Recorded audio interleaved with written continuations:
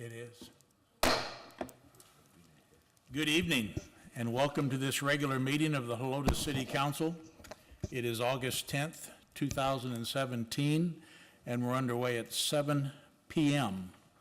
Before we get started on the agenda, we'd like to ask if you have a cell phone or other electronic communication device, if you'd please turn it to off, silent, or vibrate. We'd sure appreciate it. And before we get started, we have some scouts here that we always like to see, and they're from Troop 208. We have Drew, stand up, Drew. And we have Max, stand up, and Charles, Troop 208. If you all have any questions, if you stay for the whole meeting, we'll be here to answer questions. Hope you learned something. Good luck on your merit badge. And also, I'd like to introduce our new city secretary, Selena Perez. She started with us Monday, and she comes to us from Palmhurst, Texas. She served almost 11 years down there as city secretary, and she also worked in the finance division. Palmhurst is in Hidalgo County and sits just north of McAllen and Mission. Has a strong background in all aspects of being a city secretary, plus she has experience in human resources, purchasing, payroll and accounting, accounts payable specifically, accounting principles, and budgeting. So I think she's gonna stay busy around here. And Selena, for everybody, welcome to Helotes. Thank you. Okay, we will start off the agenda with our invocation. Tonight, Councilmember Blue will handle the invocation, and then we will have the pledge to the American and Texas flag. So if you would please stand for the invocation and pledges. Heavenly Father, as we gather here this evening, we are thankful for your presence as we contemplate issues that will shape the future of our community. Help us to strike the right balance between the short-term and long-term needs of our city so that we don't put one before the other. We ask for guidance as we work through tonight's agenda. We also ask that you protect our police and firefighters and all of our public servants as they work daily to make our community better for all of us. And finally, we ask that you provide guidance to our elected officials at all levels, that they keep the citizens first in every decision they make. This we ask in your holy name. Amen. Amen. Amen. I pledge allegiance to the flag of the United States of America and to the republic for which it stands, one nation, under God, indivisible, with liberty and justice for all. Honor the Texas flag. I pledge allegiance to thee, Texas, one state, under God, one and indivisible.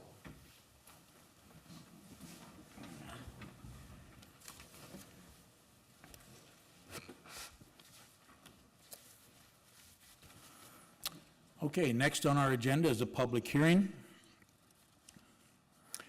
We're going to open this public hearing at 7:03.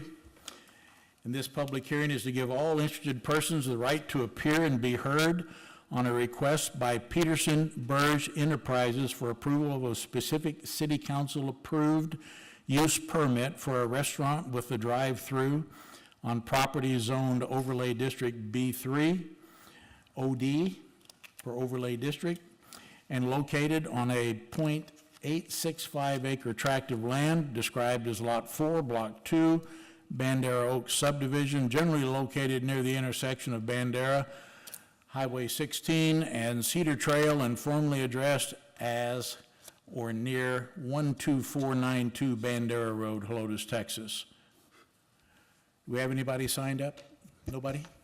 Okay, with no one signed up to speak, we will close this at 7:04.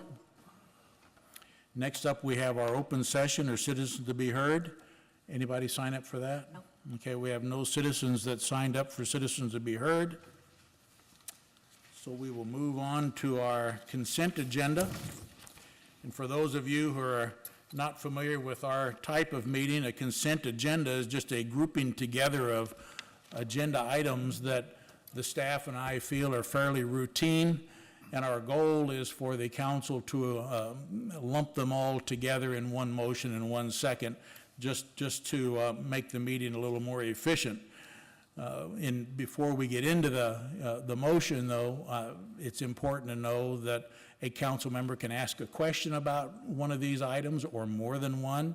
We can answer, if we can answer them fairly quickly, we will. Otherwise, they can pull an item and ask for a more thorough discussion and a motion on that one particular item. So I will ask council at this time, are there any questions or requests to pull any items?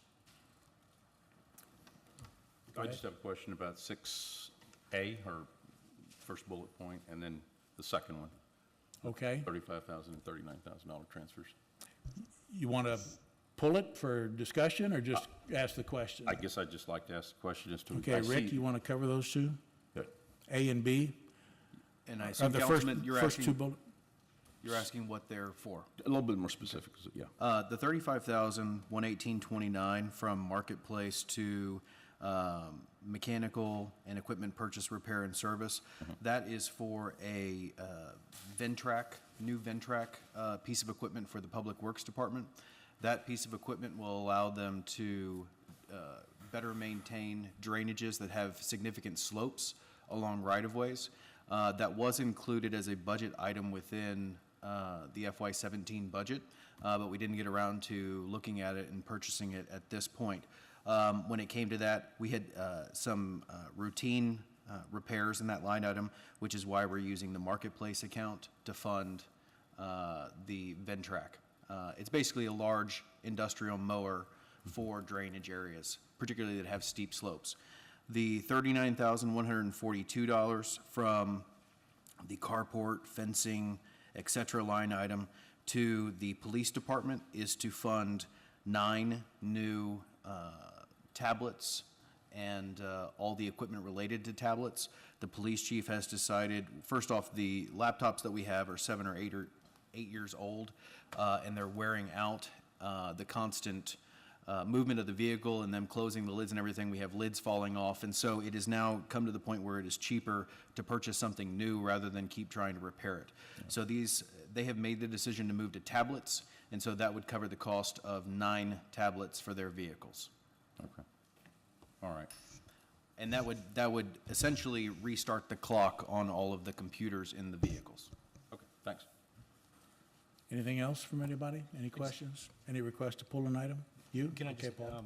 are we ever going to do the carports for the city vehicles? We've discussed that, I think, for a couple of years. Yes, but I believe the last meeting, we submitted a FEMA grant for a carport that would cover not only fire department vehicles, but police department and public works vehicles. And so that is why I felt it appropriate that we could move money out of that carport line item, at least for this fiscal year, and use it for computers in the police department. Thank you. Anything else? Yes. Go ahead. I'd just like to say something about item 8. It's with a heavy heart that we are going to accept this resignation of Drew Helms. He might have been one of the original EDC members. He recently lost his wife.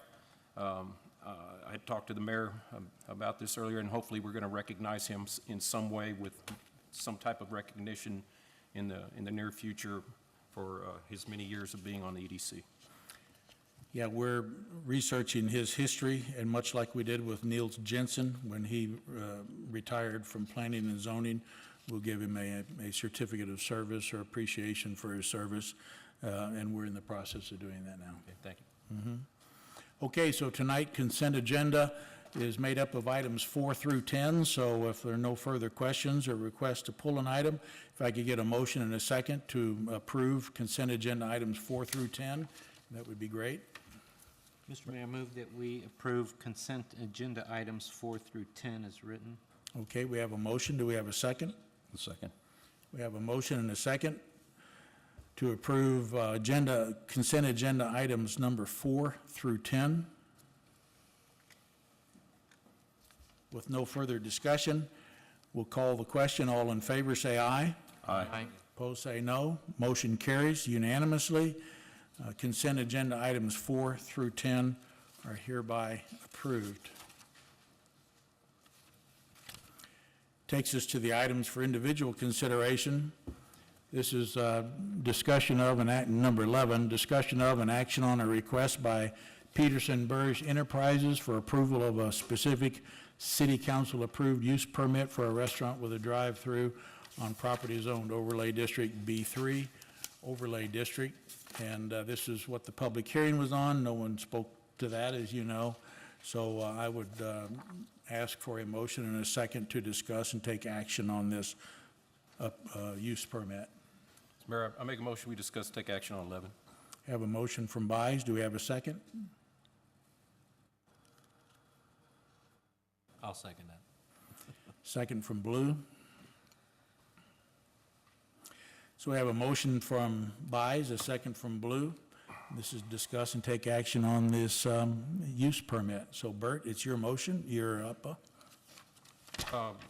Councilmember Blue and I were at the P and Z meeting when this was brought up, and I agree with P and Z's recommendation of approving this, but I have a question of the, you said the architect is here? Mm-hmm. Is there any, can I ask him a question? Sure, if you him or would, her?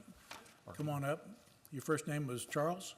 Yeah, just give us your name and who you represent. Charles Pope, I'm the architect for Peterson Burge. Okay. I just had a quick question. I remember at the meeting, I don't, maybe Councilmember Blue got the same feeling, but it seemed like maybe that this project was not going to go through because of the problems with the way the building is, you know, the colors and everything. Have you heard from corporate yet about whether or not they're going to We've do it? made, I think, good progress, and we're still working, so it's in a good direction. Okay, it's in a good direction, but it has not been approved yet. Can you speak to that? You and I have had some correspondence. We've, the architect and I have gone back and forth, and I think we're getting to a place where P and Z would approve the design of that building. Okay. Thank you. Well, okay. But again, this item is for these approved use Right. permit for the Yeah, drive. no, I restaurant understand that. drive. I just wanted to see how that was going. We, And my- we worked hard on that for a while. I went around and found some buildings in California that I could use as examples, so. Oh, okay. Yeah. All right. And then the other question, this is probably not for him, but if we vote and approve this, is this just for this project only? Let's say if for some reason this one doesn't go through, okay? That's specific to this one. Just specific to this one? Okay, that's all I had. Alex? Yeah, thank you, Mr. Mayor. Yeah, I agree with Councilmember Buys that there was a great deal of concern in P and Z with regard to the design of the property. There was some concern about, and I don't know that all of the P and Z members were satisfied with the answer as far as the traffic flow and the potential for congestion, putting another drive-through location immediately adjacent to the wash tub that is in the process, I guess, of being started now. I'm satisfied that that's not going to be a problem based on the layout, but some of them had a difficult idea looking at the big picture concept, and I think it's probably going to come back with a different view, hopefully, to help them feel better about that. I'm fine with the approval of the special use request, but and I note that we do not have the site plan on our agenda until it goes back to P and Z on that. And that, I think, will determine whether or not we should approve the final end result. But the drive-through part is the only thing really at this point, and I don't have a problem with that. Thank you. Ed? I don't have a problem with the drive-through concept either. Thank you. Okay. Cynthia? Unfortunately, because we approved the wash tub, we pretty much have no choice, I feel like, to approve this particular drive-through facility. You know, looking back on it, I kind of wish we hadn't have done that, because the frontage of our main thoroughfare into Helotes is beginning to look not so Helotes-like, I guess. But I do have a question about, it says market conditions may not be a factor when granting or denying zone requests. What exactly does that mean? That was an attempt to discuss, The fact that it's a Kentucky Fried Chicken or yes. KFC? Yes, the fact that it's serving chicken is not a justifiable reason. Included within your packet was that letter of concern about too Right. many chicken places. And so we consulted with legal on that, and that is the definition of what the commission and council could and could not look at. This isn't our overlay district, though, and so this is the reason it's coming through. Again, I just feel like we've kind of boxed ourselves because of what we've already approved, so that's about all I have to say. Paul? I guess I really was a little concerned about the excess amount of places serving chicken in Helotes and the appearance of our entry into Helotes and what it's starting to look like also, like Councilman Massey. And I was fully prepared to not vote for this, but you're saying that we cannot take that into consideration at all?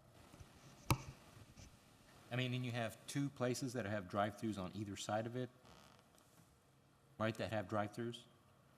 I think you can take into consideration, and again, I'm not the attorney on this, but I'm just was giving you what he gave me. I think you could take into consideration too many drive-throughs. I don't think that you can take into consideration what they're selling. Okay. Okay. Thank you. That's all I have. Bert, any follow-up? No. Alex? Actually, yes, I do. I was on planning and zoning some 12, 15 years ago when the overlay district was implemented.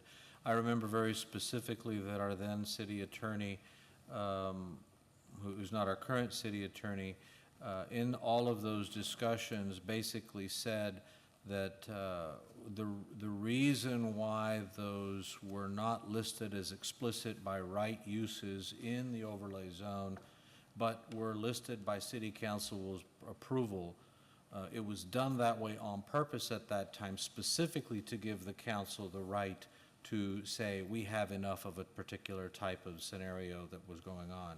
At that time, the issue was the number of car washes that we had in the city, because at that point we had two of the self-serve car washes within a very close proximity, and another one was attempting to come in the city, and there was like, wait a minute, we ought to have a way to say no. And our city attorney recommended that we insert that provision in there that says by city council approval, so that it would not be an overtly by code provided automatic. And that was the way that council could say, we don't want more of that. And I understand what our city administrator is saying when he said you can't talk about the specific type of food that it serves. Yes, I agree with that. But yes, we absolutely have the right to say no to another drive-through or to another a business by a certain design. And that's why that was entered into the code to begin with at the recommendation of the then city attorney. So that's my follow-up to that. And I understand the concerns about that being our entry. I just don't know what else we're going to end up with there if we don't. The prices of that area of town, that is where you're going to have the high-traffic properties in order to be able to afford it. I mean, we've heard that sort of discussion before, and I reluctantly have to agree that there's not much, you can't put a dentist office in there because they're not going to be able to afford the property and have the traffic to be able to afford that sort of thing.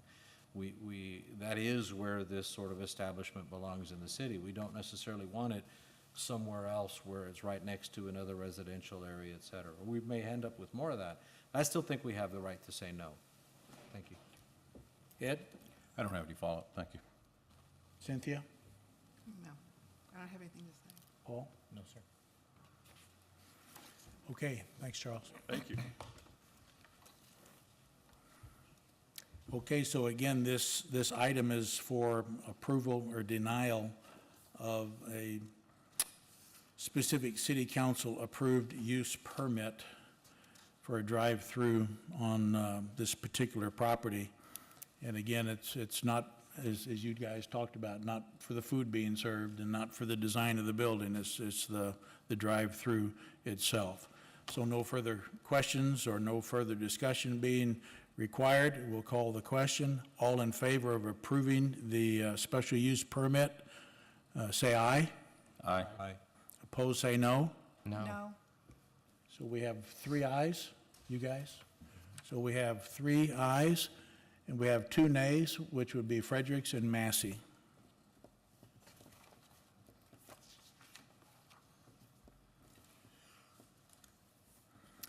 Okay, that takes us to hopefully is our favorite part of the agenda, our budget presentation. Before we get into item 12, I would like to just have a few comments here, just my thoughts on this, and for the benefit of you folks out there for budgeting and understanding what we're getting ready to get into. I will tell you that one of many responsibilities of a mayor is to serve as the budget officer for their respective cities. As budget officer for the city of Helotes, therefore, it is my responsibility to present the proposed budget for our next fiscal year to our city council for their consideration.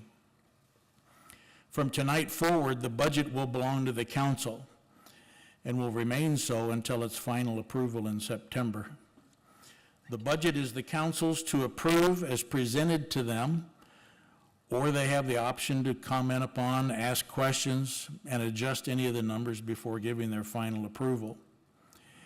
Each time we meet to discuss the budget between now and September 28th, the numbers will change because day to day, we're going to carry on with the business of the city.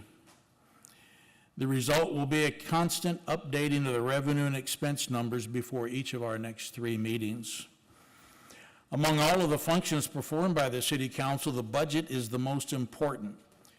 It is the financial plan that describes all of the projected activities that will be undertaken during the next fiscal year, as well as the specific types of services that will be able to be performed. It also serves as the financial framework that is used to periodically check the status of our city's operations and their associated costs. You will notice that, similar to our current budget, we've provided much more detailed information for review and to assist the council with their decision-making process. We've strived to improve the budget presentation each year, and this is merely another step in completing our goal to have the most complete and comprehensive budget documents in our city's history. We've accomplished a lot this year, and those accomplishments for each department are detailed in the budget document itself.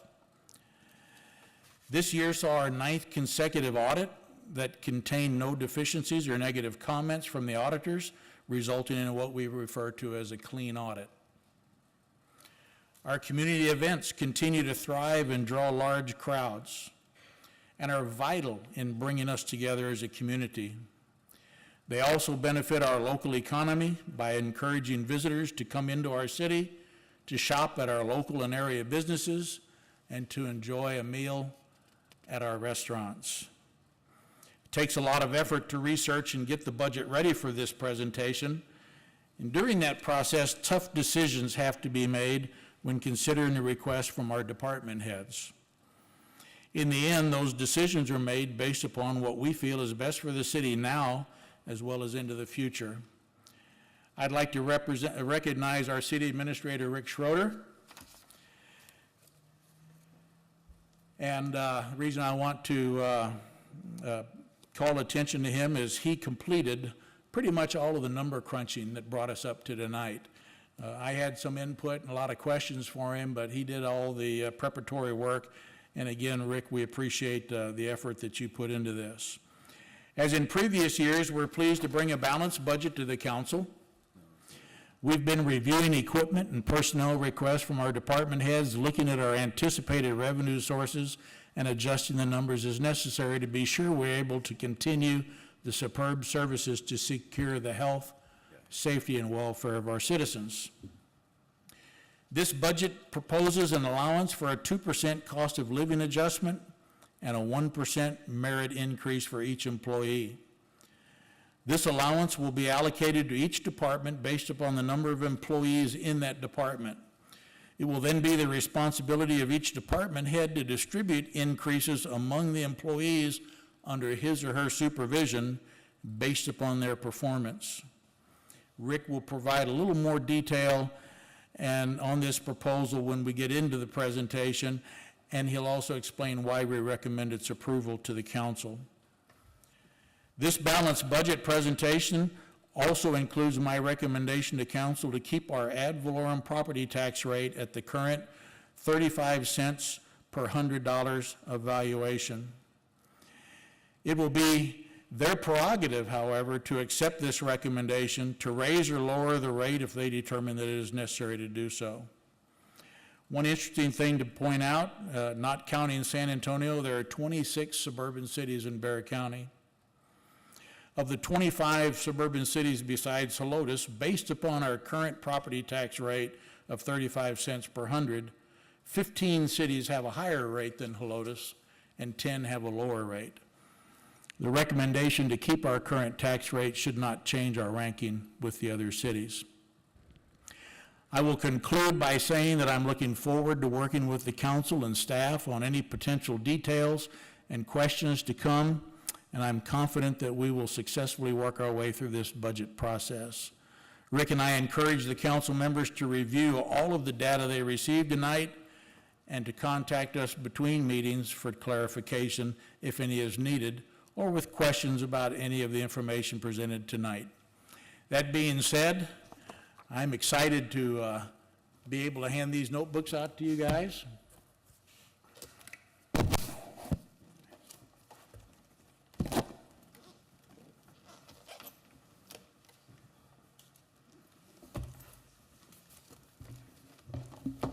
And Rick, start your engines and leave the starting line.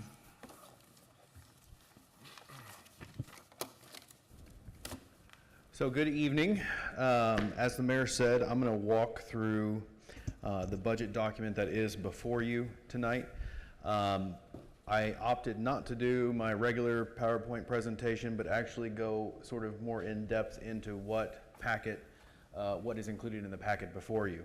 Also, hopefully that takes less time than it normally does when I do a budget presentation. So what I'm going to do is call your attention to certain pages within the budget document, and that hopefully by the end of this will give you a feel for what is included in the budget, what is not included in the budget, and where we stand today. The first page, if y'all would please open y'all's binders. I'm going to go to specific pages so that you can take notes and know where things are. As you open your binders, everybody's going to see a USB drive on the top of that. That USB drive consists of every page of departments' budget requests from all departments within the city.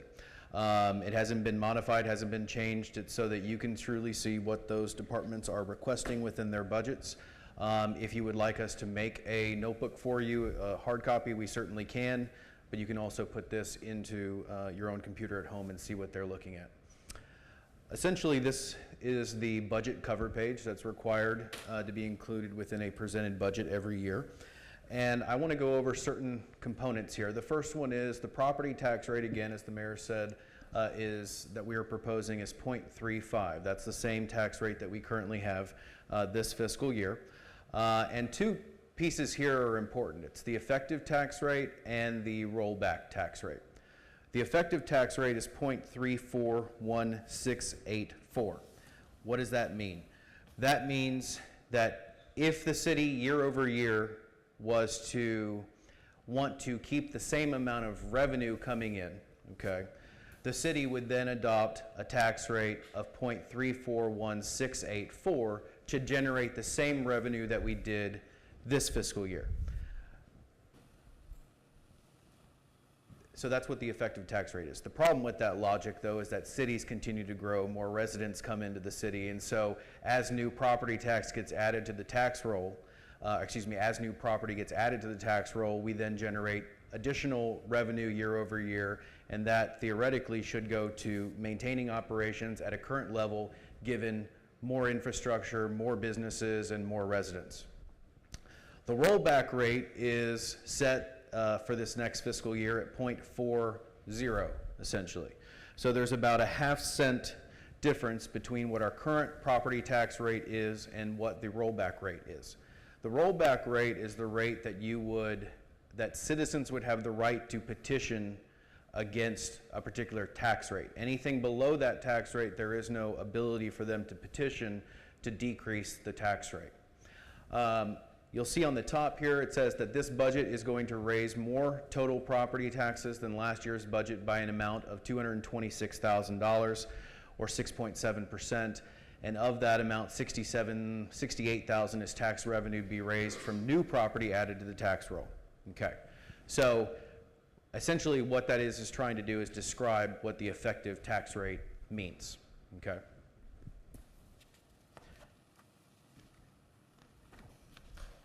Flipping to the budget message, which is under tab number 1.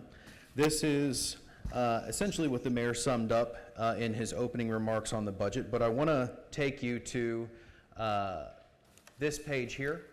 This page is the third page within the budget message, and it's essentially a comparison of this fiscal year compared to what is being proposed in this budget for the general fund.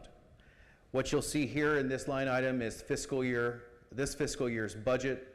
You can see what we're estimating as far as year ends go for those individual department budgets, and then we have the proposed budget that we are giving you tonight. What's interesting is that the FY17 budget and the proposed FY18 budget, the difference there is about a 1.99% increase in the overall budget, which is very similar to the consumer price index or the cost of living increase year over year for the South is anywhere between 1.6 and 2%. So we think that we're in line with the increases that we're proposing year over year. If you compare, of course, the year-end estimate, which will fluctuate over the course of this budget process, and the proposed budget for next year, you're looking at an 8% increase between the year-end estimate and what we're proposing for this next fiscal year. Now, again, that number is going to fluctuate as we have revenues come in and expenses go out over the next month and a half or 2 months. But it certainly goes to show that hopefully at the end of this fiscal year, we have spent approximately $350,000 to $400,000 less than what we budgeted to spend. Going to tab number 2 is the functional, financial, and historical perspective. This, on this page 7, is essentially shows the municipal population growth for the city of Helotes from 2010 through the 2016 estimate. What's interesting is that we have increased 104% from 2000 to current. So essentially, we've doubled in size over the course of 16 years. The following page,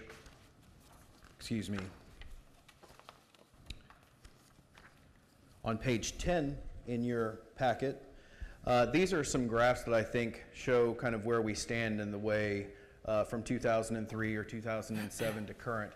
This top one is our general fund balance, and that's the balance in millions.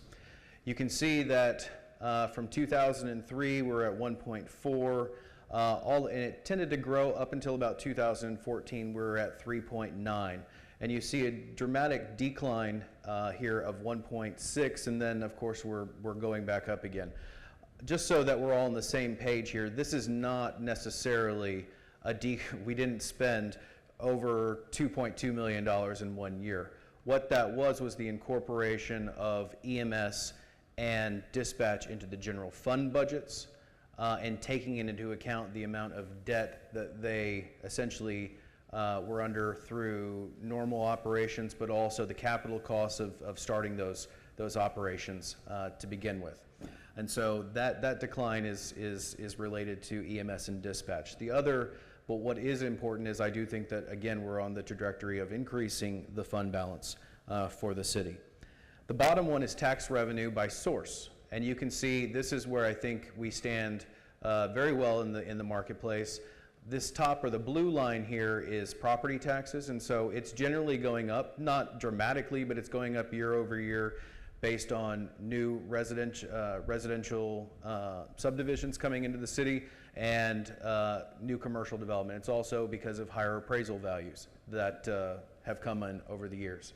The other thing that's significant, and this is where this council and other councils before have tried to rectify, is ensuring that we have at least an equal or a sharper curve in sales tax collections. You can see in FY16, the red line, we were at 2.13 million in sales tax collections. Before that, we were at 1.8. So this general increase in sales tax is good for the city because it allows us to maintain services but not necessarily have to increase tax rates, which of course everybody is against. The following page goes over the total tax rate per 100 valuation. And so you can see here that the city in 2007 had a tax rate of 0.336. We then had to increase the tax rate at that time to compensate for the 2007 certificate of obligation issuance. And we have slowly decreased the tax rate until 2013, and we have maintained a steady tax rate since 2013 over the course of 4 years, hopefully 5, at 0.35 per $100 valuation. Going to page 13, what this is showing is the overall debt obligations that the city has incurred since 2007.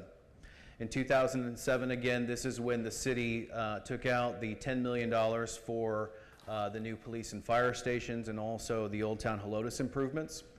And you have seen since then a steady decrease as we make our payments on those bonds. In 2015, you see that stepped up from 8 to a little over 11.5 million.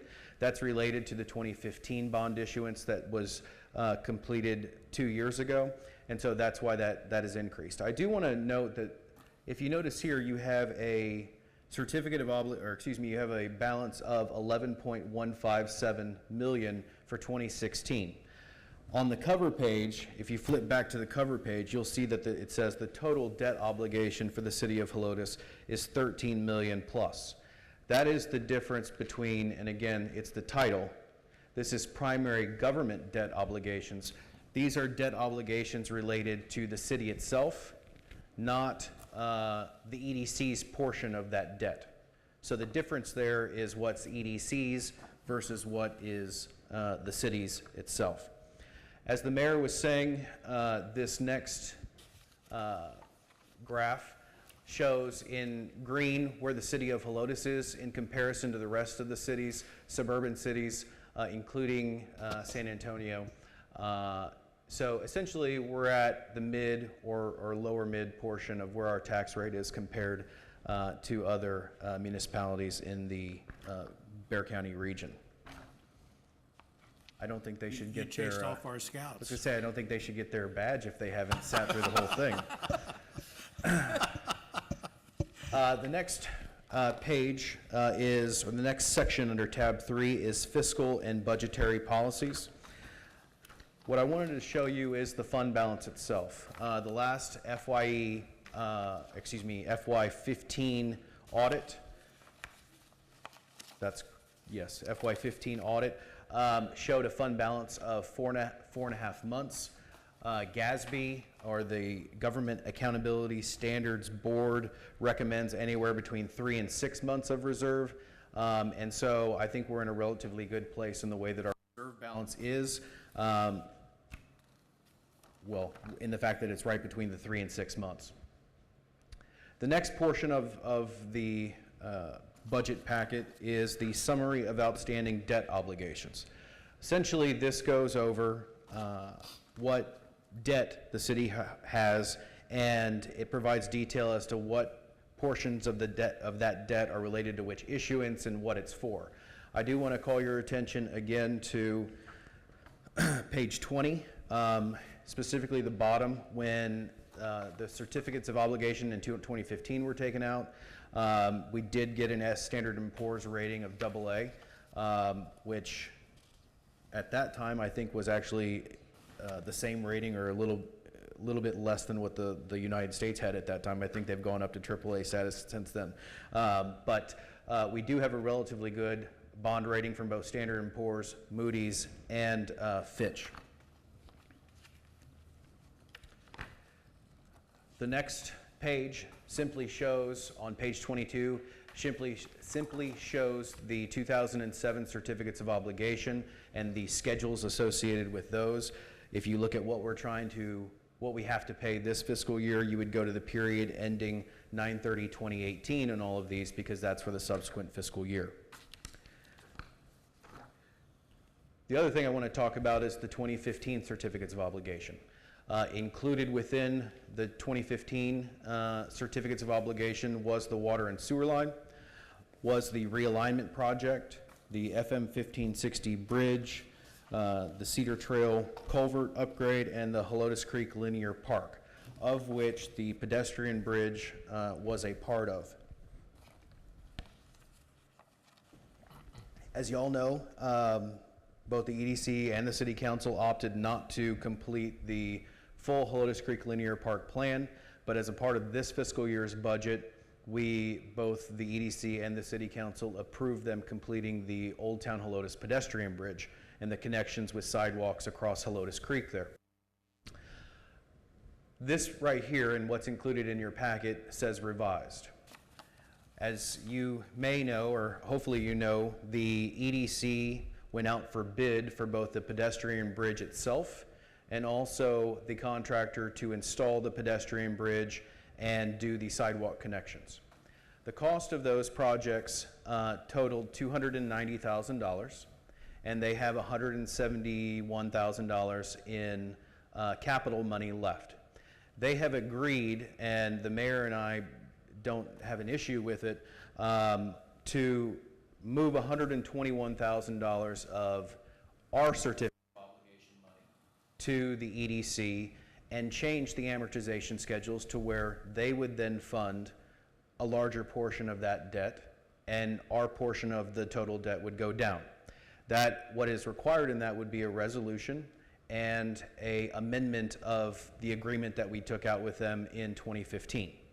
And that will come for EDC and council consideration at the subsequent meetings. But bond council is currently drafting that. I'm comfortable with it because most of our projects came well in under budget, and there aren't any overrun costs associated with the projects where we were giving a match portion to it. There's no overruns. Those are being completely taken over by TxDOT, if there are any overruns. So essentially, we will have money left over out of this 2015 issuance that we can only use on these projects. And so the EDC needs that extra money to complete that project. And again, it'll be on your subsequent meetings, the subsequent meeting in August to approve that resolution. Looking at this debt service schedule, essentially what this does for the city is each year it drops our payment anywhere between $4,000 and $12,000 a year. On the EDC side, it increases their payment anywhere between $4,000 and $12,000 per year. Again, the reason it wavers like that is because we structured the 2015 bond issuance in such a way that we would pay more in certain years when other debt was retired. And so that was to keep and maintain the existing tax rate at the same or lower level. Also remember, this is the final year that the EDC is contributing to our debt service fund of $150,000. That was a 3-year agreement, or a total of $450,000. The subsequent tab is the budget overview document. And essentially, I just want to quickly go over what, I'm on page 29, what the structure is of our funds that we have at the city. The first one are non-spendable funds. Non-spendable funds are fixed assets, vehicles, the buildings, all the fixed assets that we have. Restricted funds here are funds that by ordinance or by law, you can only collect and spend them on certain things. So for example, we have in the general fund, you have the police training and education budget, the forfeiture funds, municipal court technology and security, school safety, PEG, and street maintenance. The same thing with debt service. Debt service is a restricted fund. You can only use it to pay off debt that the city has, okay? Committed funds, a committed fund is the capital replacement fund. Essentially, that was established by the city council for capital projects themselves. And then everything else, the black hole, as I call it, is the unassigned funds, or the reserve fund, if you will. That can be spent essentially on anything, The way we try to spend money here at the city is to first use restricted funds. Restricted funds because they have only one intended purpose before we use general fund or the unassigned balance, if you will. We try to use those first, and then everything else is either the committed funds or the unassigned fund balance that council appropriates every year. Now the fun stuff. Proposed personnel benefits and holiday schedules. I'm skipping over the holiday schedule. The holiday schedule essentially has the same number of holidays as it did in prior years, and that number is 17, including the floating holiday, but that's included in your packet. The page that I want to go to is the proposed personnel between what we have current and what we have proposed. The things that are highlighted in y'all's packet that are in gray are what the mayor and I have added or proposed to add to next fiscal year's budget. And that, for the first one, is to move the executive secretary for the Human Resources Department from a part-time to a full-time position, add an additional, create a senior deputy court clerk position that may be followed with some additional monies, but it wouldn't be exorbitant, and create another full-time deputy court position. So essentially in court, you're going to have, if this budget is approved, you would have 2 full-time deputy court clerks, one being senior, and then you would have a full-time court clerk position.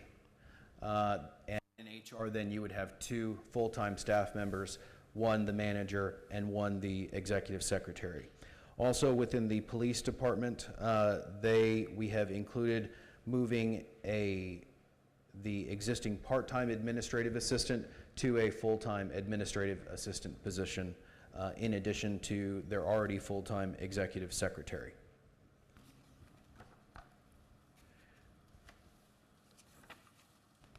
The next page I want to go to is page 37. And this goes over the comprehensive grade and step system. We are in the year of what was we initially said or strive to have a 5-year implementation. So this is really, we need to see some improvement, in my opinion, by implementing this system. If you look down here, it reads that all employees are now compensated within the established salary ranges. The grade and step system was implemented to get people within those brackets. It was not necessarily to get people at or above their estimated market value. Prior to that, we did pay individuals that were below an established salary range. So everybody in the city is within an established salary range.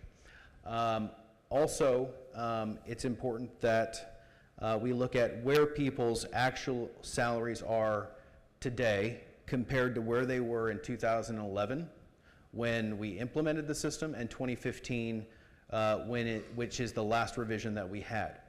And you'll see that the following chart, and it's included, it's very small here, I apologize, but it's in your packet. You can see that the deficit, if you will, which would be the range from what people's actual salaries are compared to their estimated market values, has improved from approximately 38% over the course of 5 years. So we have made progress in getting people closer at or above their estimated market values, and that's approximately 38% over the course of 5 years. So there is progress being made on the salary portion of this budget. The next page details what the mayor has already talked about in the way of what we have included in the way of cost of living adjustments and merit adjustments for employees. Again, we base the cost of living adjustment on changes in the consumer price index from April of 2016 to April of 2017. And we specifically look at the urban south because that's obviously where we're located. That range was anywhere from 1.6 to 2%. There's a 1.6 down, it's hard to read here, but 1.6 in your packets here, and then there's a 2% for all southern urban. So that is why we felt comfortable giving a cost of living increase of 2%. We also believed it was time to also add a 1% merit increase for a total of 3% across the board for all departments. The next page, all the benefits, we have not changed any benefit allocations or allowance schedules for cell phone allowances or any of the other stuff. We haven't changed anything in the way of what we're offering from prior years. The significant thing here is that health benefits have increased 25% year over year. And that's for the Humana Health Plan, the same Humana Health Plan that we offered this year at 100% cost to the city. Dental has increased 9% and vision has increased 5%. So that is a significant hit to the salary component or the salary budgets, if you will, for each one of the departments when we're putting the total budget together. Crandall and Associates is our insurance broker for health insurances. They have, the only thing that we have been provided thus far is the Humana claim and this, or the Humana bid, if you will, and that has been included as a worst case scenario in this budget. So that is included. We're also getting bids from TML, Aetna, all the major players that are out there, and hopefully those costs go down. And so we will be looking at that over the next month and a half, and hopefully we're able to at least bring this down to a 10 to 12, maybe 15% increase rather than a quarter of 1% year over year. Looking then under tab number 7 is the general fund budget. Generally speaking, the beginning fund balance at the beginning of this fiscal year was $2.1 million. The ending fund balance that we are projecting at this time is $2.275 million.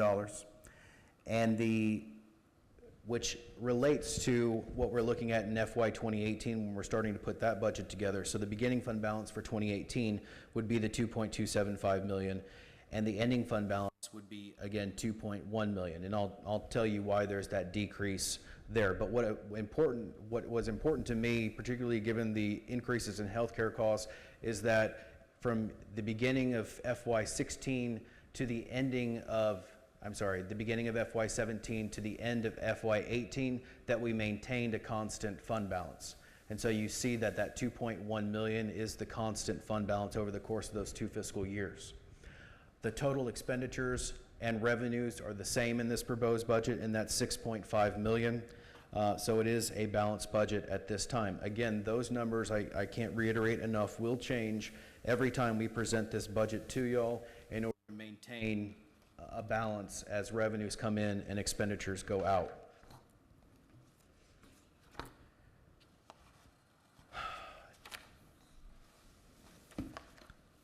We are now looking at revenues within the general fund.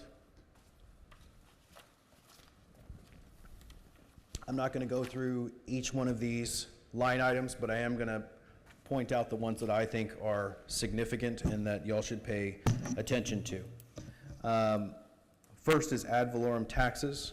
Again, that number that we are believing that we are going to get in this next fiscal year is the 2.7 million or the 2.685 million. I do have a transfer in, again, what I was just talking about maintaining that 2.1 million balance from one fiscal year to the other. I do currently have a transfer in of 174,000. As you can see right here, we originally budgeted for this fiscal year to have $410,000 transfer in. Our year to date is 0, and our projected year end hopefully is 0. I'm hoping that we don't have to transfer in any money from the general fund in order to ensure balanced operations. But in order to balance, at least at the onset, I needed to include the 174,000 in there. Sales tax is significant. You'll see an increase from what we project by year end of 1.3 million up to about 1.6 million. You can see that that is related solely to BMC Millworks. If you recall, we have a 380 agreement with them. We are estimating a $260,000 increase year over year solely from BMC. And so that is why we have added that into the budget. Dropping down to liquor licenses, you'll see a decrease here from 15,000 in revenue down to 7,500. It's relatively insignificant, but it's half, and that is because we only collect liquor licenses on existing establishments in odd-numbered years. So we won't collect anything on existing businesses next year, but we will collect money on new businesses coming into the city, if that makes sense. The next page shows, actually on the first page, but it's on the second page as well, building permits. Building permits, we have increased everything related to building development services by 2%, again, to match that CPI adjustment. Later on in the packet, you'll see that we are making a recommendation to increase the fee schedule by 2%, but we have not touched building permits and we have not touched plan review fees. Again, we believe that those are sufficient to offset the administrative costs that we have at the city. The other thing of note here is the reimbursement from the EDC. Currently, we have a managed services agreement with them for $15,000.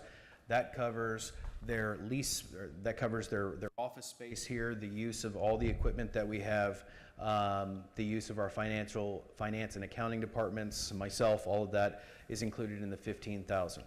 Because we've had some adjustments in staff, we now have come to the point where we need the office space that the Assistant Economic Development Director is utilizing.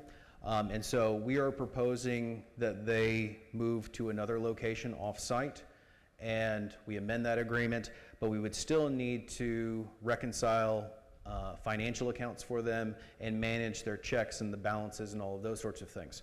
I had the Tabby Durr and the city treasurer put their heads together to figure out what that cost would be. They came up with some hourly costs, and I can provide those to you all if y'all would like to see them, to justify the $5,400 a year to cover just the financial component.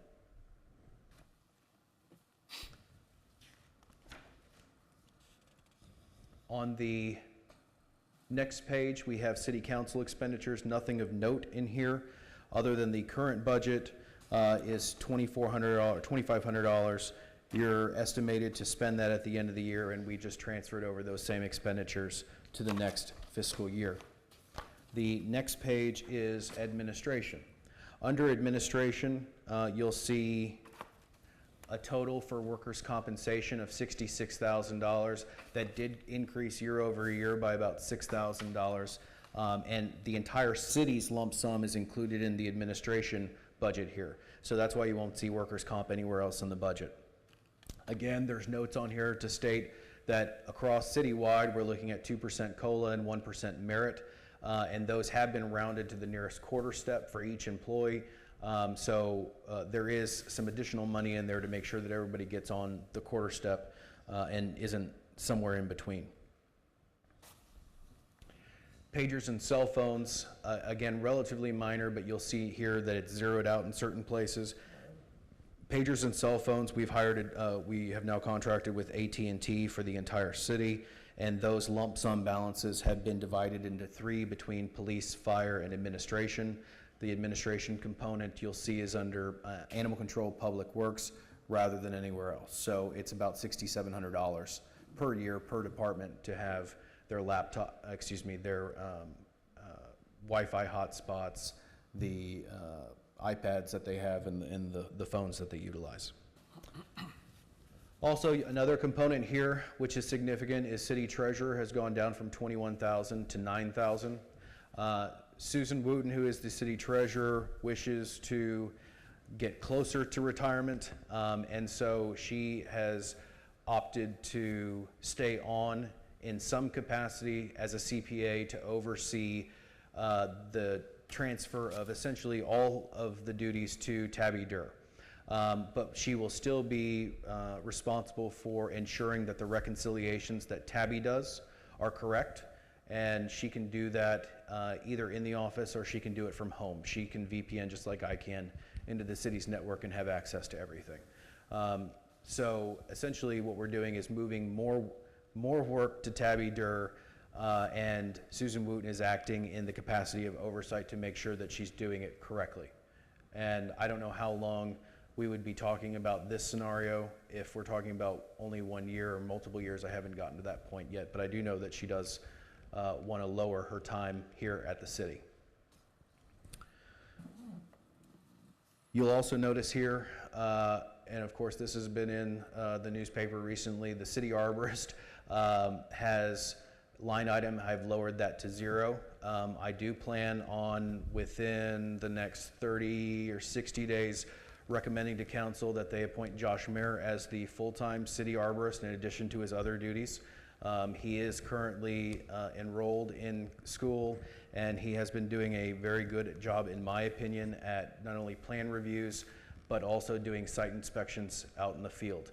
And so we have lowered that dollar amount to 0 in anticipation of having the city arborist duties done in-house. Essentially, most of it's plan review. And if you can count and multiply, you can do an arborist review. Where it gets a little more hairy, if you will, is when you're in the field and you're identifying tree species. The cool thing about technology is that he can literally point and click and shoot a picture of a tree, and apps will tell him what that tree is today. And so I feel comfortable with using not only technology, but also his schooling that he's going to at the San Antonio Botanical Gardens to be certified that he will be able to do an effective job. The last thing here is the technology, machinery, equipment number. You'll see that it projected at the end of the year is $56,000. This number, the $71,626, includes the purchase order that y'all approved the last meeting for the new call manager system for the city. But it also includes a complete reworking of the security camera system that we have at the city. It is, over the last 7 years, that software has become antiquated, dated, and it's not user-friendly, and so we're trying to get to an easier situation by where we can keep track of not only the what's going on in and around the complex, but also have access to that much more readily than we currently do. So you'll see at the end here, the current budget for under administration is 1.1 million. Projected year end, we're projecting to spend 813,000 of that, and the proposed budget for next fiscal year at this point is 919 million, or $919,000. Dispatch. Of note, within the dispatch budget, essentially status quo as it is this year. The only difference, major difference in addition to salary increases, would be their schools and seminars budget. You'll see in their line item, they requested $7,500 for schools and seminars and for them to be able to take classes, training, and also go to some conferences. I had to lower that to $6,500. So I docked $1,000 there. Their current budget expenditures are $557,000. They're projected to spend $553,000, and next year their projection is $589,000. City Secretary, nothing major of note here except for other contractual services. You'll see that it went down from $21,000 down to $2,500. This is actually, the $2,500 is actually normalizing the budget. The $20,585 was for the implementation of upgraded Laserfish software that occurred this last fiscal year. And so that has been completed, that project has been completed. The current budget for the city secretary's office is $127,000. Projected year end is $125,000. And the proposed budget is $81,000. The difference there, the vast majority, is the difference in salaries between the former city secretary and the current city secretary, which I'm sure she loves to hear. That's my favorite part. The next portion of the budget is municipal court. Municipal court here, you do see an increase in the salary budget from what is projected at the end of this year, 152, to the 207,000. That is to accommodate, again, the part-time to full-time deputy court clerk, and also to accommodate, if there is any salary increase, the new senior deputy court clerk, which would be Yolanda Gutierrez. Also, you see software, hardware here has decreased from 25 or 26,000 down to $2,944. That is because we have finished the implementation of CopSync and ticket writers for not only the municipal court, but also the police department. And so again, it normalizes it after that project has been completed.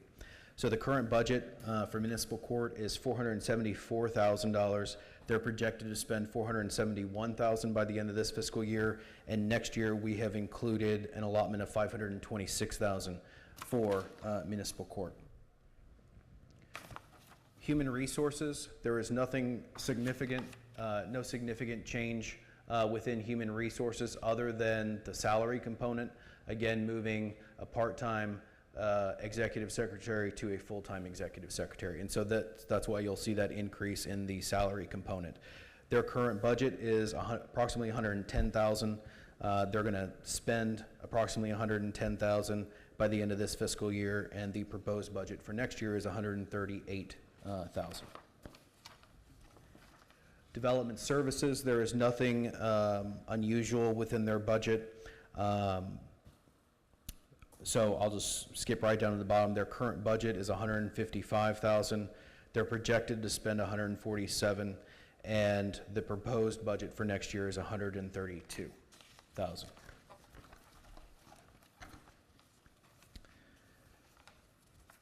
The Animal Control Public Works budget, and I know I've got Josh behind me trying to figure out, do you need a magnifying glass for up there? Okay, good. Again, I told you pagers and cell phones. You see it's all zeroed out here. That's because I included the administrative portion within the Animal Control Public Works Department, primarily because they have most of the phones that's under administration. We've also included under Animal Control, you'll see in their budget request that they have asked for 3 outdoor kennels. So we've included that within the Animal Control component of their budget. And the last thing is you'll see a drastic decline for mechanical equipment. They did request some equipment for asphalt reclamation and potholes. We were not able at this point to include it within the budget, and so that is why this number has dropped from $67,000 down to $8,700. That $8,700 essentially pays for their Ford F-250. I believe it's it's the second payment on that new vehicle. Rick, where are you going to put the outdoor kennels? I don't know yet. They do have some space behind their existing building, the annex, to put outdoor kennels. We haven't determined that yet. Other than the existing kennels that they have, the dogs keep escaping from them, so they essentially are just chain link fence. So they're wanting some more heavy duty, stouter kennels to place dogs since they don't escape. But I don't have a place in mind at this point. Yeah, my understanding was that we'd just get rid of those that are under the shed and put the new ones under there. Okay. Since that works. Under buildings and grounds, included within buildings and grounds of note is the carport fencing line item, the parks and recreation line item, and I always go over what the Helotes Marketplace line item means. So we've included within the 550-5510, we've included $71,000 or $70,500 specifically for the notes that are underneath that for placing a public restroom facility at the disc golf course rather than the existing porta potty that we have there. Building a new metal building on site within the municipal complex to accommodate the additional public works equipment that we have, and to act in some capacity for storage of their materials and bulk goods and all of that. And on that facility also having a backup generator so that building is powered in the event of power outages. The Public Works building of $25,000, the backup generator of approximately $21,000. Those are numbers after we consulted not only with an electric company who gave us a quote, but also dealing with a metal building manufacturer on what it would cost for not only the building itself, but also either a permanent foundation or a foundation, as the mayor said, that had a perimeter beam with base in the middle of it, so that base would not move. So they believe that that was a decent number for budget purposes. Yes. Nice question. That restroom at the disc golf course, are we gonna have to pay an impact fee to hook up to sewer? Probably, right? What they've told us so far is yes, but we haven't finished our negotiations with them on that yet. Oh, okay, because that could be substantial, right?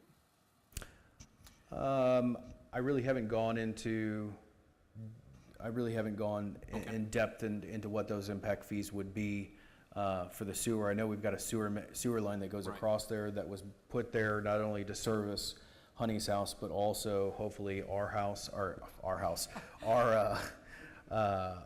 our future restroom facility on that site. So I don't really have a good answer for you at this point. Need to point out our government relations gal, Sandy Wolf, that has been with SAWS and helped us quite a bit, went somewhere else, so we have a new government relations employee that we do have experience with from San Antonio River Authority. She moved over from Sarah to SAWS. But to answer your question, Bert, we've requested a water meter so that we can run some water over to that location where the proposed restroom is, and plus just have it out there. And they're still unable to tell us exactly the impact fee for water. It should not go over $4,000 or $5,000, the estimate. Water and sewer? They didn't mention sewer. If you recall, when we did Honey's house, we stubbed up a waste line there, and I don't know that there'll be an impact fee on that. There could be, but we don't have all that information yet. We will have it before the budget is ready for approval. Well, I know, this is, I'm glad you put this in the budget, because there's more and more people using that park. There's a lot of people using that park nowadays, so, okay, thank you. Also within the Parks and Recreation budget, we do have money in there for a pavilion here at the City Hall playground. And the last thing I want to talk about is the Helotes Marketplace. This is something that gets confusing to people.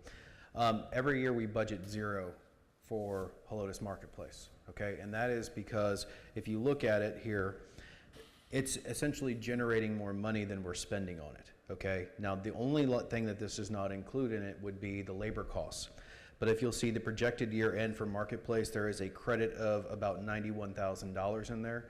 That means that above expenditures, the Marketplace has generated $91,000 in revenue, okay? That doesn't include, again, staff costs. However, I know that staff costs are not $91,000. So we are netting a pretty good chunk of money there for Marketplace, which is why during, when we have to do budget adjustments, you'll oftentimes see me take funds out of Marketplace and move them someplace else.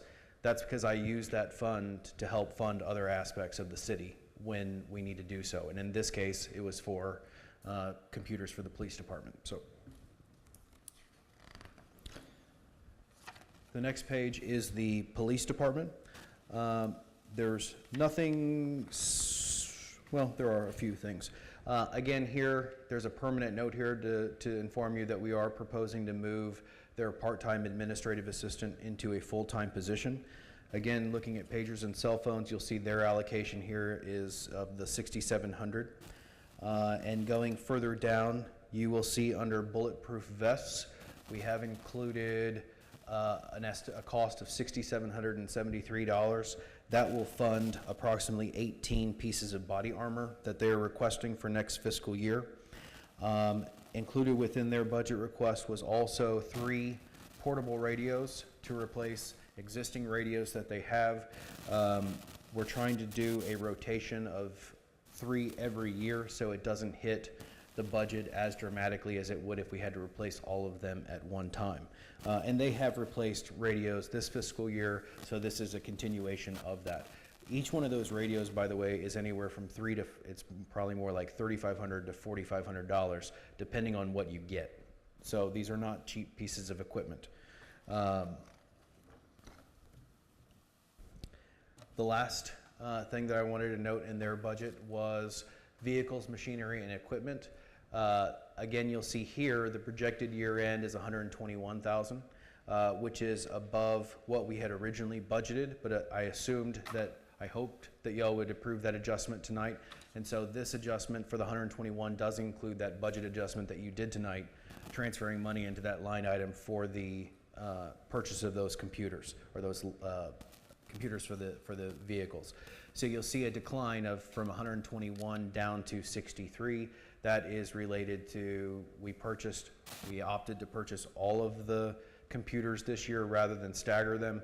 And so this will fund the 3 2017 Ford Interceptors, 1 2016 Ford F-150, and 3 of the 2016 Ford Interceptors that we have purchased. At this time, this budget does not include any new vehicles for the police department for the next fiscal year.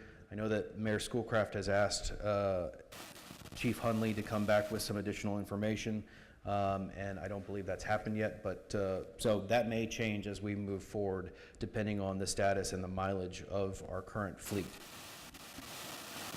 If that did happen, I would assume that we would opt to use the same Ford Motor Credit Program that we've used in the past. And so the way that has worked is that is financed over the course of 4 years. You can either do a 3-year finance or a 4-year finance for the vehicles that we purchase. And that would include the vehicle.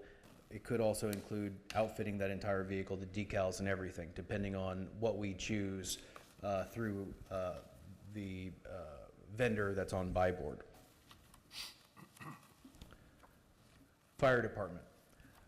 Within the fire department, again, you can see pagers and cell phones of the 6,700. Again, that's that AT&T contract that we have.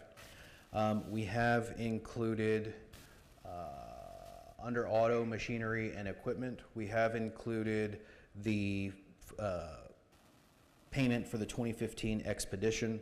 The F-250 you'll see in their budget request, they requested some money to fund that as well. That was paid off this fiscal year. So all we owe to Ford Motor Credit is for the Expedition, and we have included 5 sets of bunker gear in that budget as well.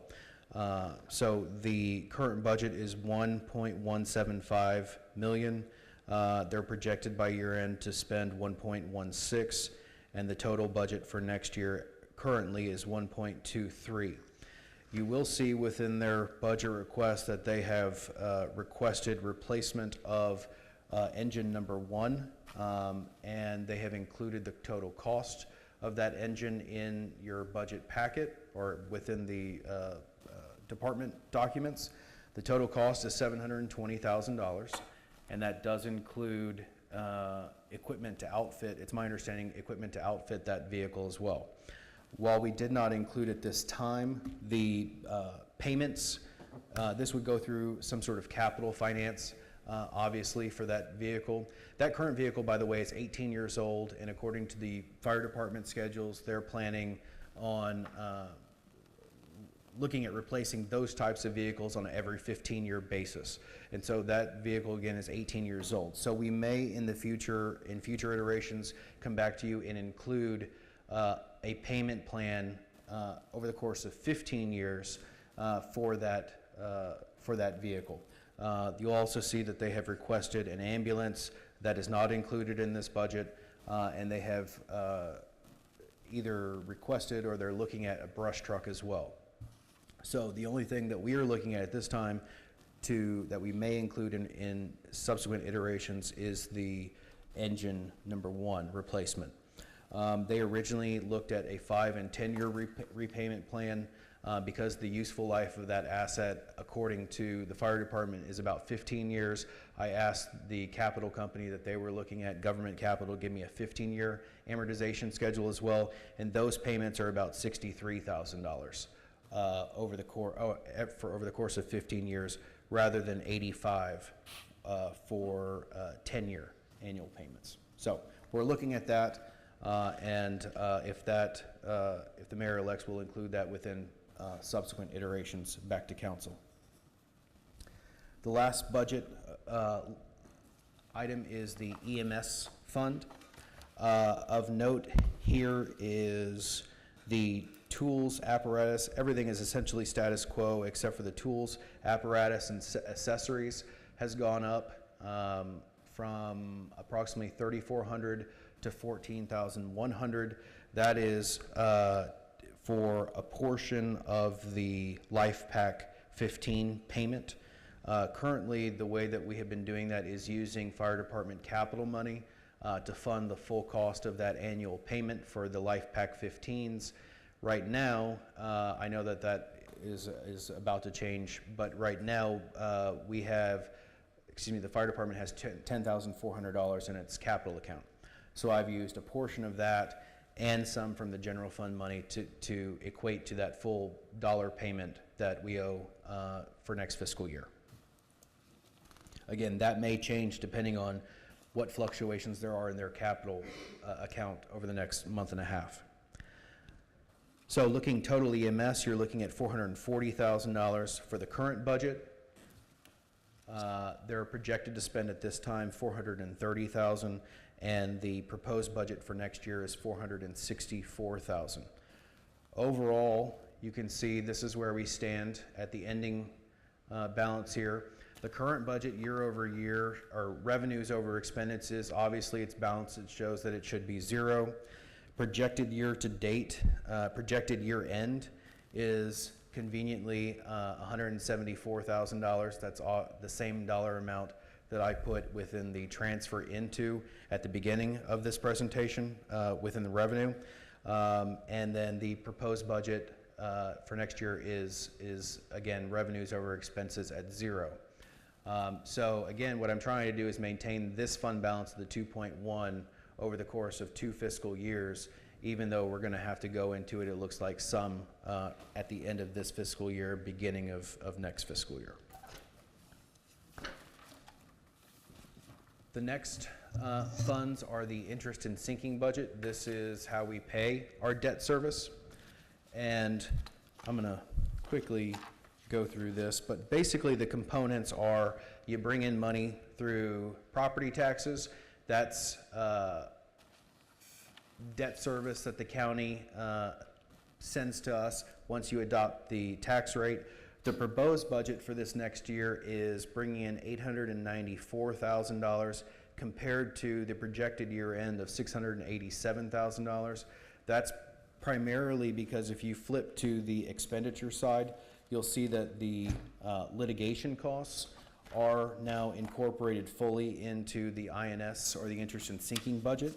And so we have to bring in more money for interest and sinking to pay those. What is of good note, however, if you look at the expenditure side, the debt service for the 2002 certificates of obligation, this year was our final payment on that. So you'll see that those are zeroed out. The only remaining debt that we have is the 2007 C of Os, the litigation costs, and the 2015 certificates of obligation. The other thing that we paid off this fiscal year was the parkland at 1560 in Paragon. So there are no remaining payments on that. That is free and clear in the city's name. The ending fund balance we always draw, and for the remainder of this, you know I say this every year, I draw this budget down to zero every year because theoretically both general fund and INS budgets are supposed to start off with zero money, gain money, and then wind up with zero money at the end. Unless, of course, you're trying to extensively build your reserve fund. And so that's why this goes down to zero here in the INS fund. Under capital replacement, which is tab number 9.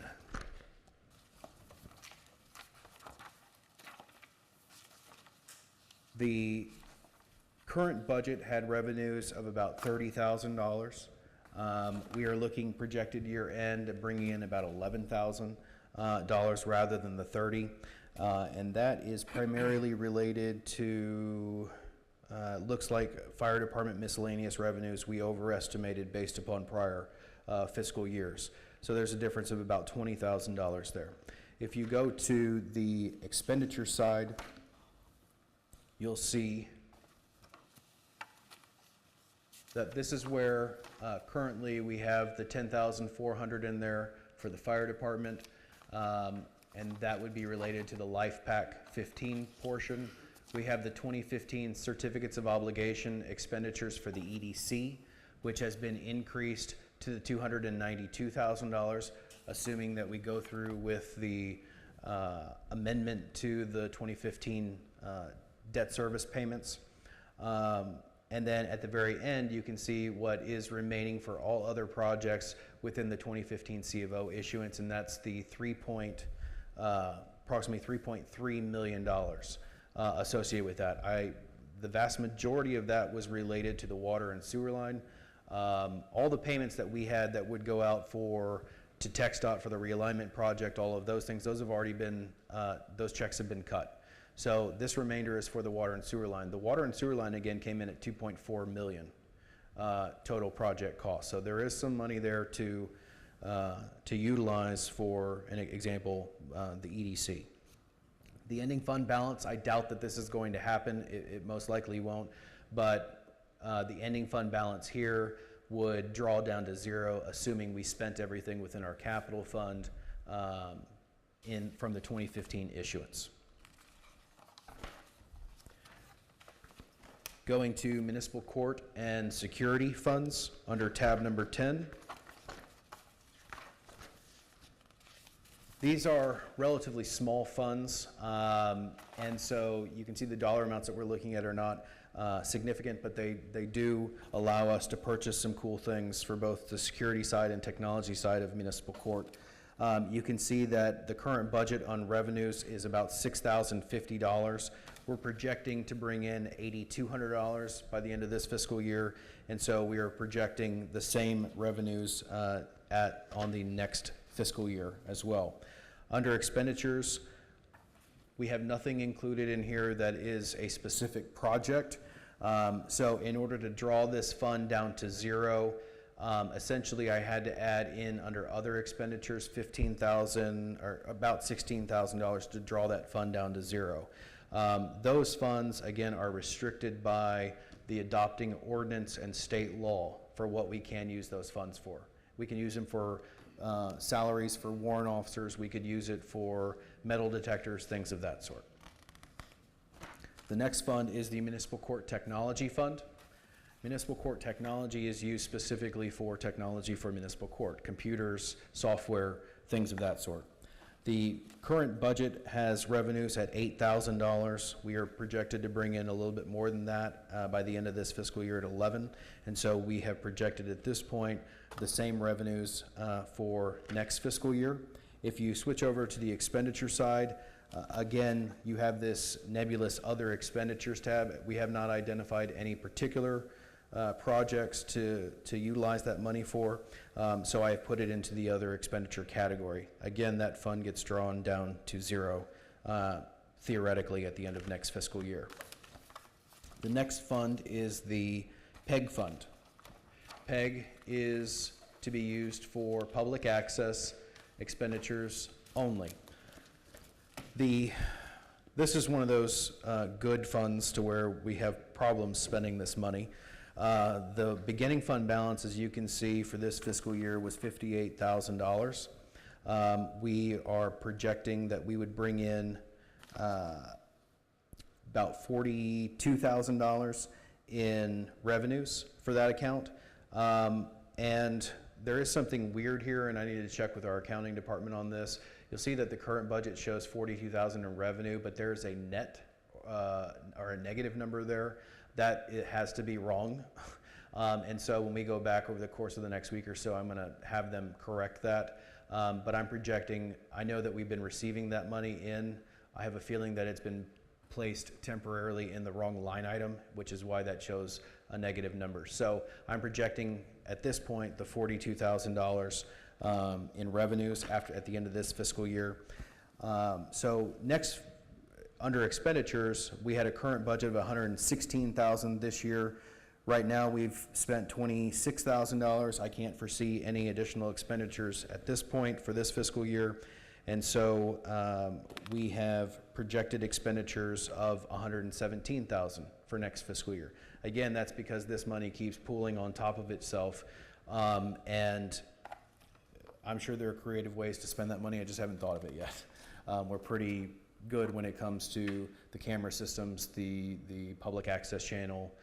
We've done quite a bit this last 2 fiscal years. So we'll have to investigate in how we can spend that money.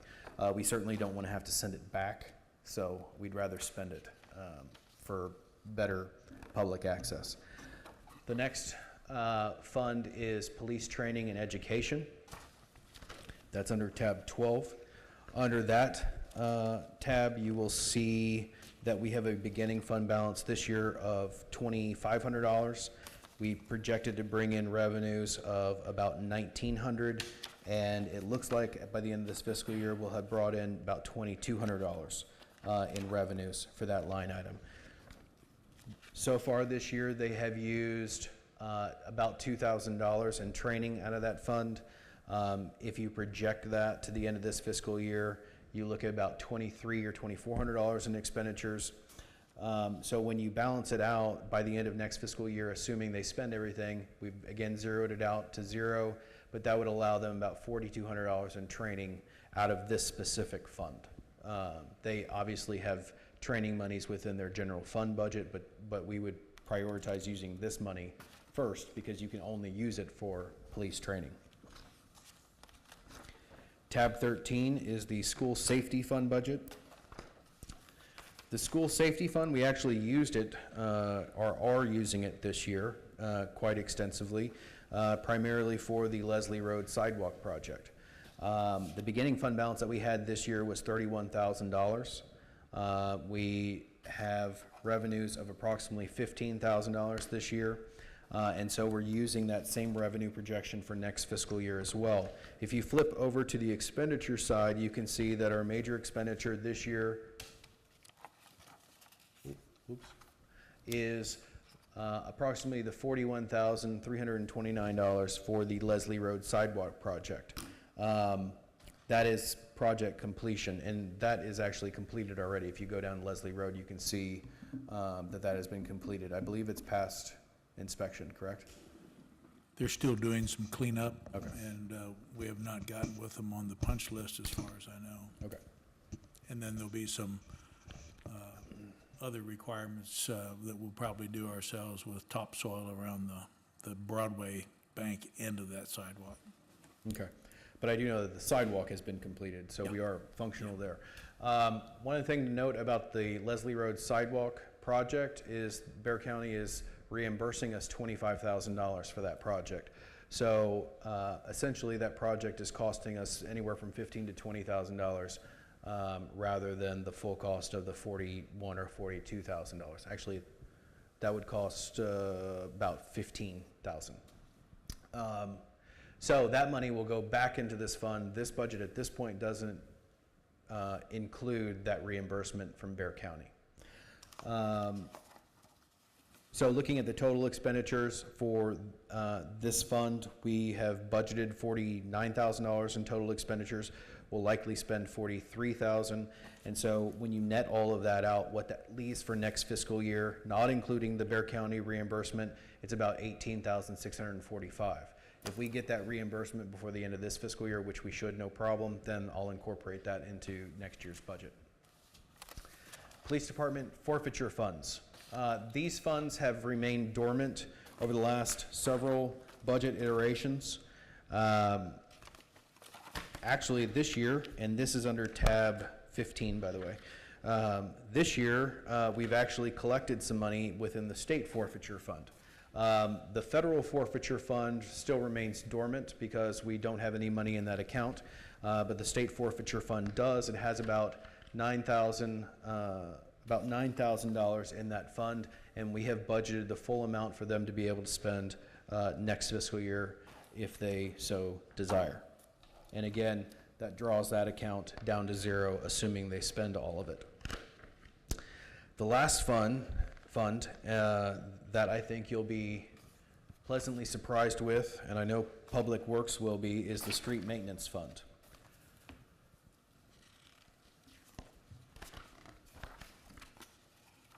The beginning fund balance that we had for the street maintenance fund was $135,000 for this fiscal year.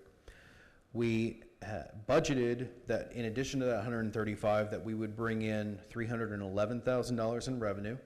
We've actually brought in from sales tax $339,000 from revenue. On the expenditure side, we budgeted that we would spend $368,000 primarily for the road projects that have come before this body before, and we have spent $278,000 of that. So that leaves a balance of about $61,000 for that we have not spent for this fiscal year. Now, if you look, the ending fund balance at the end of this fiscal year would be $197,000. So that's then the beginning fund balance for this next proposed fiscal year, if that makes sense. Revenues that we're projecting to bring in for next fiscal year are now about $813,000 in sales tax revenue. That is primarily related to, revenues are, we're looking at $616,000 in revenues. That is primarily related to BMC Millworks at about an additional $276,000 per year. And that comes from that 380 agreement. So that's a significant pot of money. So if we drew that account down to zero, we could spend next fiscal year, over the course of the entire fiscal year, $813,000 in street work throughout the city. So I think that's significant in the sense that that fund is actually generating more money than we had originally thought it would, and that allows us to do more street projects. The last tab within your packet is the municipal fee schedule. Again, as I said, the key there is that we have increased all fees, are proposing to increase all fees within the subsequent year's fee schedule by 2%. And again, that's determined based upon the cost of living or the CPI adjustment, and then we round them to the nearest quarter. I've included the fee schedules behind there. They are admittedly tiny, so if you want this electronically, please ask me for it and I can send it to you so that you can blow it up. This document has weird formatting, and so in order for me to get it all on one page, I had to make it tiny, but I can send it to you electronically so that you can look at that. Essentially, you're going up 30, 40, 50 cents per fee that we have. And just to make it clear, that does not include any increases for building permit fees or plan checking fees. That is correct. In order to accomplish this, you would have to approve, along with the budget on September 28th, a new ordinance that would establish the subsequent year's fee schedule. And that would go into effect on October 1. That's all I have. Okay, good job. Just stand by there. We'll see if anybody has any questions. Ed, we'll start with you. Any questions on this from what you heard tonight? No, just one question about the dispatch. Rick, it looks like you're taking in $144,000, is that correct, in income? And then our budgeted expenditures total $552,000, according to your... That would be correct. All right. So what I guess what I'm concerned about is the next fiscal cycle. And are we anticipating a renewal of that contract? Because that would be that's our only client. Well, we have two clients, correct? Great Forest and Leon Valley. So the bigger one, I mean, that's what I'm concerned about. In which case, in the next budget cycle, that could come down to what in terms of income or revenue? If they declined, If if they the somehow bigger got out of the contract, that would go down to the 5,000. 5,000. Yep. Okay. All right. Because that's what Gray Forest is paying us 5, and then Leon Valley's paying us a stepped amount over the course of that 5-year contract, and that contract runs through 2020. Thanks. Alex? Yes, thank you. I had one question, and I know you explained the whole idea about the pagers and cell phones and all that going to zero, and maybe I missed it because I was trying to listen to you and flip pages and look at it. The office supplies also was going to zero in a lot of different places, and it wasn't a tiny number. Sometimes it was $3,000-4,000. Is that also being shifted somewhere else? Yeah, we we- find a cache of office supplies in. No. Under the administrative budgets, those are typically 0 because I place all the office supplies and operating supplies under 510, which is the administration. The first budget that you see after the city council one, that's the administration budget, and that's where the pool of money is for operating and office supplies. Okay. That's my question, because I was trying to follow along with a lot of that, and I have to look at it. Sometimes when people do invoices, they may have a office supply. Every year, we present to y'all a budget where all of their stuff is zeroed out. But during the course of the year, some people will utilize that line item, even though it has 0 money in it.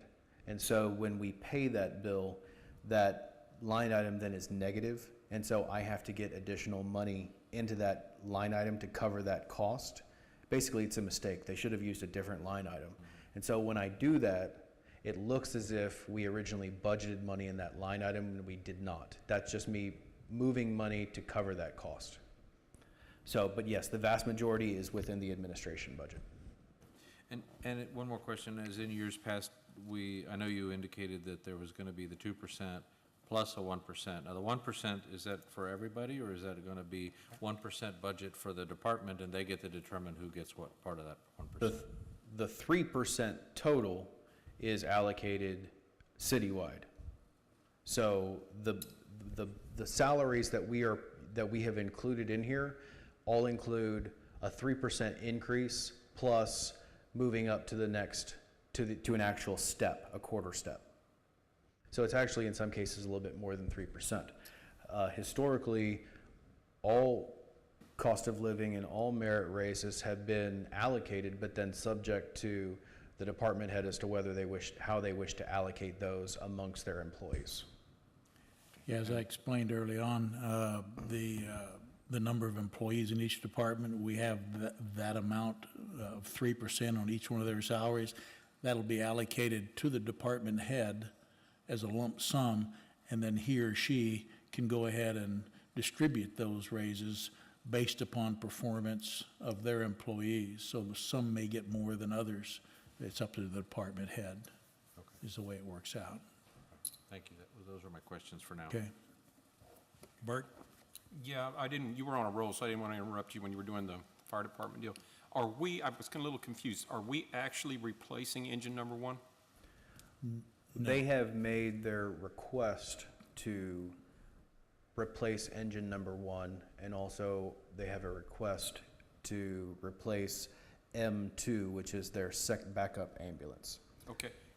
We have not included within any portion of this budget the replacement of M2, and we have not included at this point replacement of of engine 1.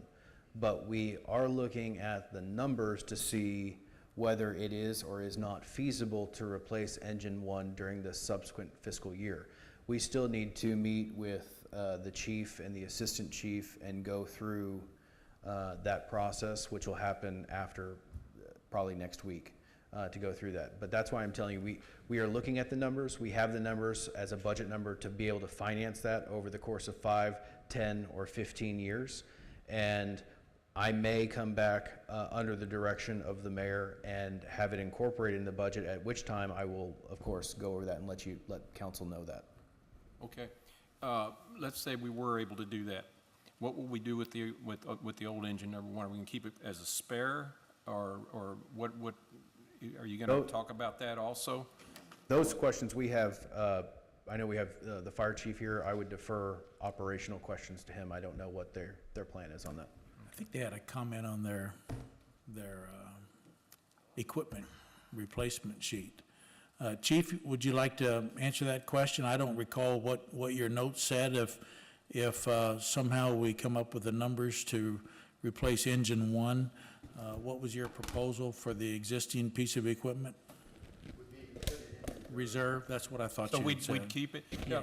I'm sorry, Chief, put you on the spot here, but do you know how many miles it has on it? If you would, Chief, speak into the mic so we can catch you. Relatively low mileage for the age of the equipment. Yes, okay. That's, So it'd be well worth keeping as a spare then? That's what you're proposing? yes, sir. Okay, that's all I had. And then you were still looking at a brush truck also, and so we're looking at those numbers, and we'll come up with the priority on those, right? So we did not put that in the budget proposal, but there's some things that we'd like to discuss with you with that. By replacing some of these vehicles and moving some of them down into reserve and reassigning some of them. For example, what we call our Rescue 2, it's a 550 Ford. It carries our rescue equipment, hydraulic rescue equipment, our stabilization jacks for vehicle accidents and so forth. The proposed engine that we are proposing is a rescue engine, so that equipment could go on that truck, keep our crews together, instead of one person having to get in that smaller truck and take it on vehicle accidents. That truck could most likely be moved into a brush truck temporarily.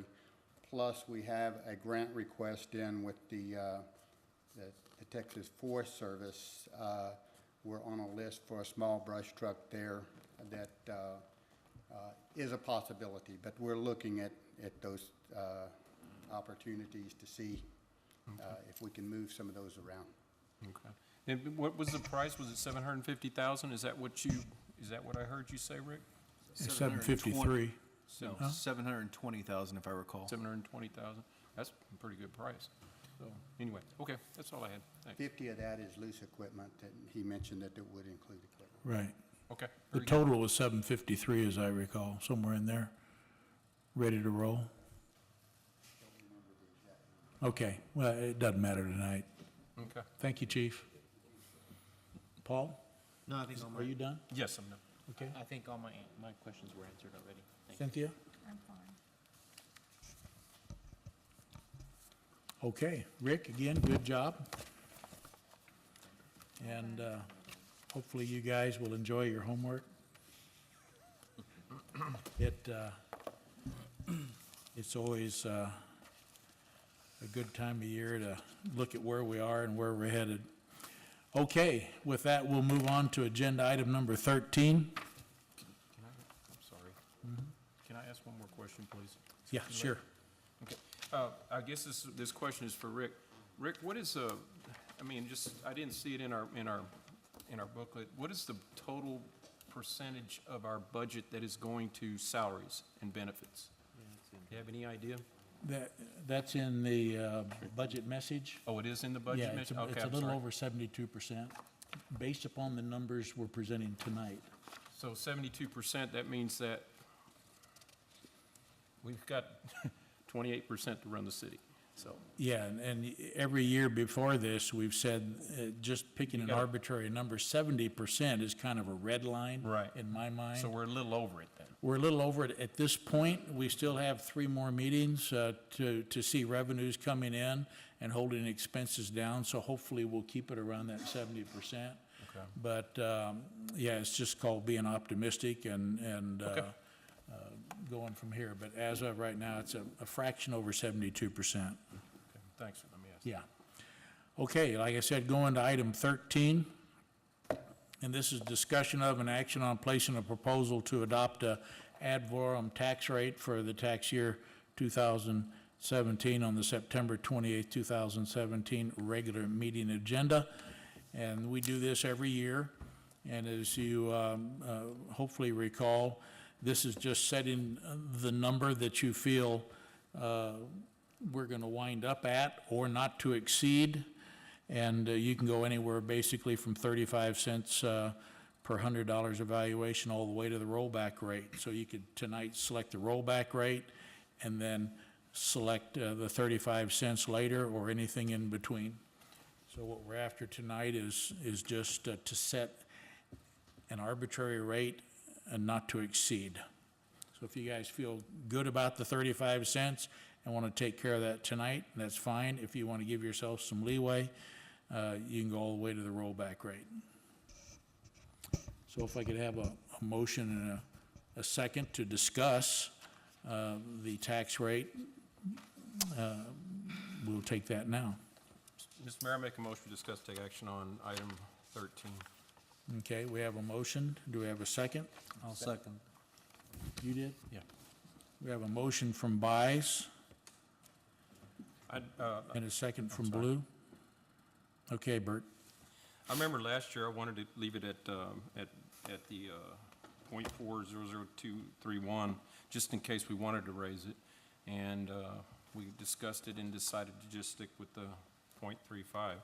I still think we need to start at the .40231, just in case we want to raise it. It's my opinion, same as last year. Alex? I'm of the opinion that we should stick with the .35 because I don't know that I think there's plenty of room within the budget to make it work out, even if we ended up going with the additional, some of the additional things that we've talked about. So I don't know that we need to go that route. I understand the whole idea of giving yourself the option, but in today's political environment and everything that the state's going through, I think the last thing we need is to advertise that we might even want to go that route if we're not going to go that route anyway. So that's my opinion. Thank you. Ed? Yeah, I agree. I think we should make the decision to go with the .35, the adopted tax rate tonight. Cynthia? I agree with that. Paul? The 3.5 is fine. Okay. Yeah, just if you recall, we worked very hard back in 2015 before we issued the latest certificates of obligation to structure that, and with everything else we have, to where we wouldn't need to raise property taxes. So that was the general thought and the work back then. So, Bert, you have any follow-up after that discussion? Feels like deja vu. It's your motion. It's your motion, so if you would like I'll to go ahead and change my mind and say that I'll stick with the .35 stick with the .35, for $100. okay. Alex, you can still concur? Ed, Concur. you're, I'm good. you too? Okay. And this calls for a record vote, so we'll go by roll call here to get this vote accomplished. So we'll start with Ed. Ed, yes or no? Yes. And this is again to stay with the 30, or to set the 35 cents per hundred. That's correct. Yes. Alex? Yes. Yes. Bert? Yes. Paul? Yes. Cynthia? Yes. Okay, we have 5 yes votes, so the proposal at this time will stay with 35 cents per $100 valuation. That takes us to item 14, and this is merely setting public hearings.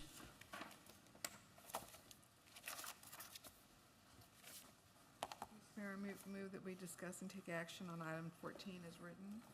Okay, we have a motion from Massey. Do we have a second? Second. I think He beat you to it. So we have a motion from Massey, and that was you, Ed, right? Right. And this is just to hold the public hearings that are required on the respective dates that are in the caption, August 24th and September 14th, and that'll be at our regular meetings. So any discussion required on this? No. Okay, all in favor, say aye. Aye. Opposed, say no.